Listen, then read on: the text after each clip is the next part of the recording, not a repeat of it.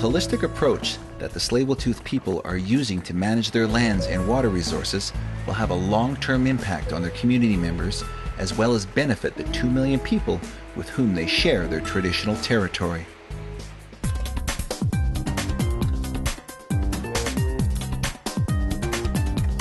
Fish is an important part of our culture and our diet, and when a couple years ago we gave up our fish allocation for conservation purposes, and that was really difficult in the community because some of our people really depend on that food fishery to get through the winter. The majority of the elders thought, well, what are we going to do when there's no sockeye? And we talked about it, and I just said to our people, I don't want to live in a world without sockeye, and if this can help, then it's something that we need to consider.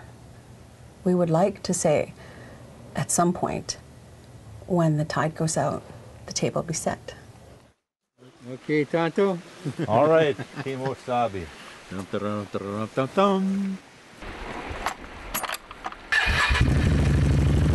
Burning daylight.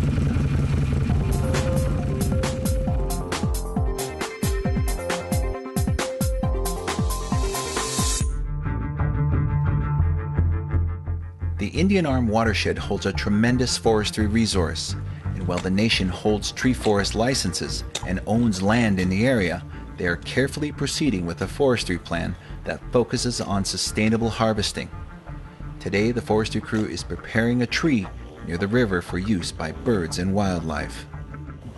Is there any plans for sustainable economic development or green businesses? We got into the forest sector pretty early in the process, and we started dealing with the forest industry and the Ministry of Forests is pretty early.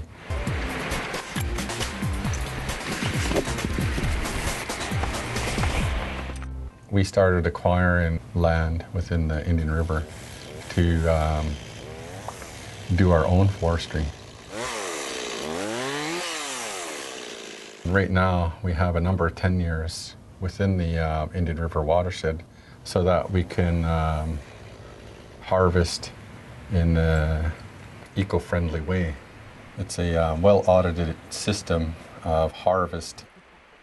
It's totally environmentally friendly. Yeah, that's a big step. Yeah. Difficult to get through. Everything is related to each other.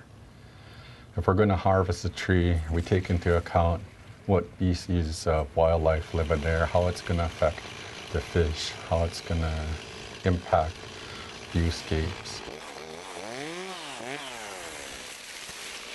Everything is related, so everything is taken into account. Just because it's forestry doesn't mean it don't affect fisheries. You say you planted that? Yes, like 7 years ago, we had a crew of 4 and a biologist for fish habitat work. And this was one of the bars here that we keyed on most important because, as you can see, the floodplain is pretty big up here, and when it's flooding at high, this becomes immersed in the river water, and we're having a hard time holding the sand from washing and blocking off the man-made channel up here. We planted willow and alder in this area. As you can see, it's thick now because we've never thinned it or anything, but as you can see over time, about 40 feet of that plant job has now washed away. And the willow roots hold the soil intact? Yes. We've learned through fish technician courses that you can work willow the best.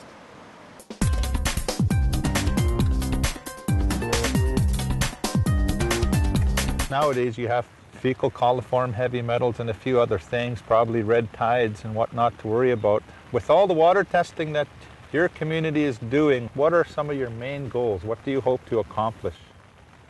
What we'd really like to see is that, that we could teach the kids again how to harvest clams again. We're testing for 15 different spots throughout the inlet and the arm, and they're going to start testing the sediment, and we already have 2 potential places that we might be able to make a raised bed and maybe seed it with some clams and see if we can harvest it that way. Hopefully in my time it'll clean up a little bit. There are some groups that are throughout the inlet that are pushing for cleanup and that, but they're not working together, and they wanted us to join their groups, and we told them, no, we own the canoe. You want to join our canoe, that's fine. We're the skipper. So you still have an open door policy, but Yeah, you're still leading the open, way and you're yes. not waiting for No, and we're not pushing them out or stopping them from trying to do what they want to do. And all other residents are benefiting from that, not just the nation. Yes, yes. Thank you very much for your time. It's an honor to meet one of the hereditary leaders here. Thank you.